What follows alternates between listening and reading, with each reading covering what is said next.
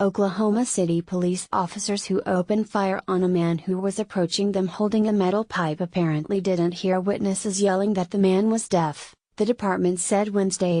Police Captain Bo Matthews said 35-year-old Magdiel Sanchez wasn't obeying the officers' commands before one shot him with a gun and the other with a taser on Tuesday night. He said witnesses were yelling "He can't hear you" before the officers fired, but the officers didn't hear them. Sanchez died at the scene. The officers who fired the gun, Sergeant Chris Barnes, has been placed on administrative leave pending an investigation. Matthews said the officers were investigating a reported hit-and-run about 8:15 p.m. Tuesday.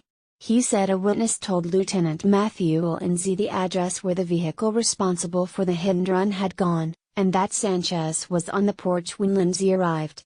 He said Sanchez was holding the metal pipe, which had a leather loop on one end. Lindsay called for backup, and Barnes arrived. When Lindsay fired his taser and Barnes fired his gun, Sanchez was about 15 feet, 4.5 meters, away from them, Matthews said. Matthews said Sanchez's father, who was driving the hit-and-run vehicle, confirmed after the shooting that his son was deaf. He said Sanchez wasn't in the vehicle when his father struck something and drove off. It wasn't a person that he struck. Neighbor Jolie Guibro told the Associated Press on Wednesday that Sanchez, whose name she didn't know, used notes to communicate with her and her husband.